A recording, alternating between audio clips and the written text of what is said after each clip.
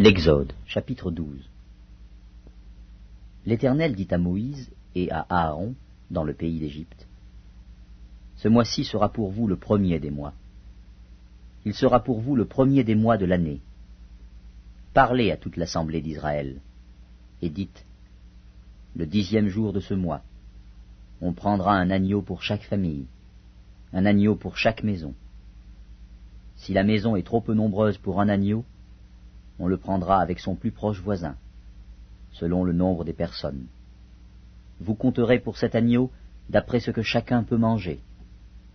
Ce sera un agneau sans défaut, mâle, âgé d'1 an. Vous pourrez prendre un agneau ou un chevreau.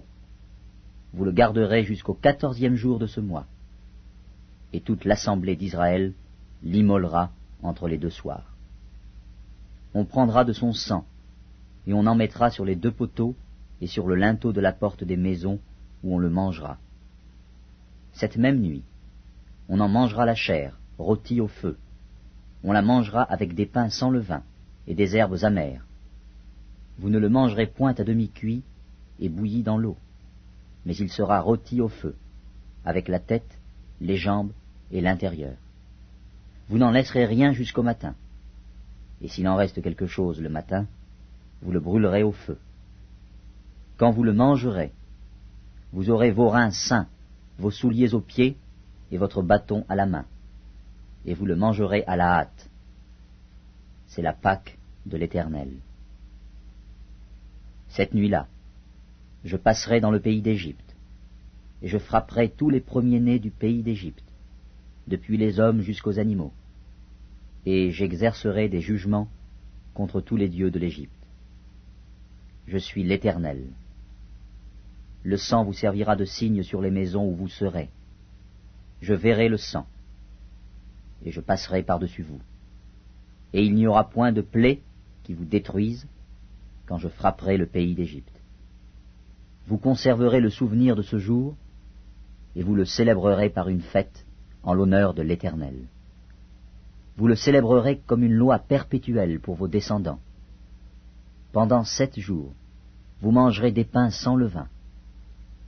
Dès le 1er jour, il n'y aura plus de levain dans vos maisons, car toute personne qui mangera du pain levé, du 1er jour au 7e jour, sera retranchée d'Israël. Le 1er jour, vous aurez une sainte convocation, et le 7e jour, vous aurez une sainte convocation. On ne fera aucun travail ces jours-là. Vous pourrez seulement préparer la nourriture de chaque personne. Vous observerez la fête des pains sans levain, car c'est en ce jour même que j'aurai fait sortir vos armées du pays d'Égypte. Vous observerez ce jour comme une loi perpétuelle pour vos descendants. Le 1er mois, le 14e jour du mois, au soir, vous mangerez des pains sans levain jusqu'au soir du 21e jour. Pendant 7 jours, il ne se trouvera point de levain dans vos maisons, car toute personne qui mangera du pain levé sera retranchée de l'assemblée d'Israël, que ce soit un étranger ou un indigène. Vous ne mangerez point de pain levé, dans toutes vos demeures, vous mangerez des pains sans levain. Moïse appela tous les anciens d'Israël et leur dit, « Allez prendre du bétail pour vos familles, et immolez la Pâque. Vous prendrez ensuite un bouquet d'hysope, vous le tremperez dans le sang qui sera dans le bassin, et vous toucherez le linteau et les 2 poteaux de la porte, avec le sang qui sera dans le bassin. Nul de vous ne sortira de sa maison jusqu'au matin. Quand l'Éternel passera pour frapper l'Égypte, et verra le sang sur le linteau et sur les 2 poteaux, l'Éternel passera par-dessus la porte, et il ne permettra pas au destructeur d'entrer dans vos maisons pour frapper. Vous observerez cela comme une loi pour vous et pour vos enfants, à perpétuité. Quand vous serez entrés dans le pays que l'Éternel vous donnera, selon sa promesse, vous observerez cet usage sacré. Et lorsque vos enfants vous diront « Que signifie pour vous cet usage ?» vous répondrez « C'est le sacrifice de Pâques en l'honneur de l'Éternel, qui a passé par-dessus les maisons des enfants d'Israël en Égypte, lorsqu'il frappa l'Égypte et qu'il sauva nos maisons. Le peuple s'inclina et se prosterna. Et les enfants d'Israël s'en allèrent, et firent ce que l'Éternel avait ordonné à Moïse et à Aaron. Ils firent ainsi. Au milieu de la nuit, l'Éternel frappa tous les premiers-nés dans le pays d'Égypte, depuis le premier-né de Pharaon assis sur son trône, jusqu'au premier-né du captif dans sa prison, et jusqu'à tous les premiers-nés des animaux. Pharaon se leva de nuit, lui et tous ses serviteurs, et tous les Égyptiens. Et il y eut de grands cris en Égypte, car il n'y avait point de maison où il n'y eût un mort. Dans la nuit même, Pharaon appela Moïse et Aaron, et leur dit, « Levez-vous, sortez du milieu de mon peuple, vous et les enfants d'Israël. Allez, servez l'Éternel, comme vous l'avez dit. Prenez vos brebis et vos bœufs, comme vous l'avez dit. Allez et bénissez-moi. » Les Égyptiens pressaient le peuple et avaient hâte de les renvoyer du pays, car ils disaient, « Nous périrons tous. » Le peuple emporta sa pâte avant qu'elle fût levée. Ils enveloppèrent les pétrins dans leurs vêtements, et les mirent sur leurs épaules. Les enfants d'Israël firent ce que Moïse avait dit, et ils demandèrent aux Égyptiens des vases d'argent, des vases d'or et des vêtements. L'Éternel fit trouver grâce au peuple aux yeux des Égyptiens, qui se rendirent à leur demande. Et ils dépouillèrent les Égyptiens. Les enfants d'Israël partirent de Ramsès pour Sukkot, au nombre d'environ 600 000 hommes, de pied, sans les enfants. Une multitude de gens de toute espèce montèrent avec eux. Ils avaient aussi des troupeaux considérables de brebis et de bœufs.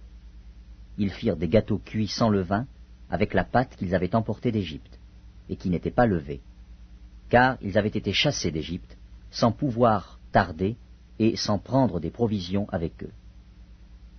Le séjour des enfants d'Israël en Égypte fut de 430 ans, et au bout de 430 ans, le jour même, toutes les armées de l'Éternel sortirent du pays d'Égypte. Cette nuit sera célébrée en l'honneur de l'Éternel, parce qu'il les fit sortir du pays d'Égypte. Cette nuit sera célébrée en l'honneur de l'Éternel par tous les enfants d'Israël et par leurs descendants.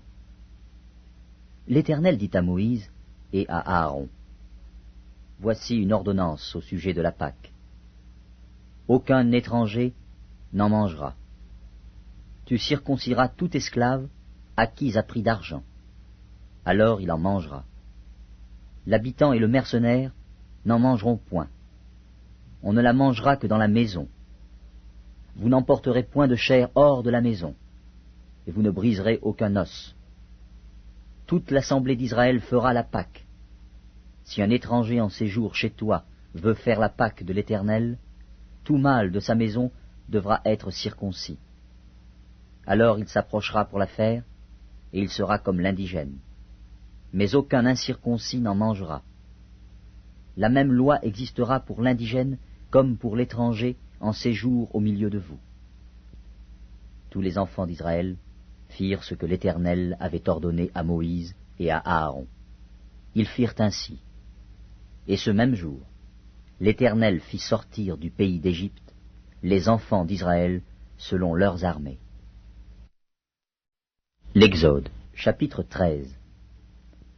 L'Éternel parla à Moïse et dit, « Consacre-moi tout premier-né parmi les enfants d'Israël, tant des hommes que des animaux. Il m'appartient. » Moïse dit au peuple, « Souvenez-vous de ce jour où vous êtes sortis d'Égypte, de la maison de la servitude, car c'est par sa main puissante que l'Éternel vous en a fait sortir. On ne mangera point de pain levé. Vous sortez aujourd'hui dans le mois des épis. Quand l'Éternel t'aura fait entrer dans le pays des Cananéens, des Héthiens, des Amoréens, des Éviens et des Jébusiens, qu'il a juré à tes pères de te donner, pays où coule le lait et le miel, tu rendras ce culte à l'Éternel dans ce même mois.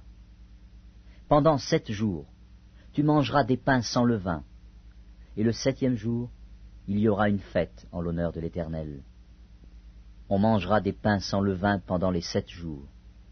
On ne verra point chez toi de pain levé, et l'on ne verra point chez toi de levain, dans toute l'étendue de ton pays. Tu diras alors à ton fils, C'est en mémoire de ce que l'Éternel a fait pour moi lorsque je suis sorti d'Égypte. Ce sera pour toi comme un signe sur ta main et comme un souvenir entre tes yeux, afin que la loi de l'Éternel soit dans ta bouche.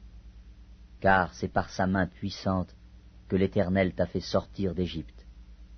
Tu observeras cette ordonnance au temps fixé, d'année en année.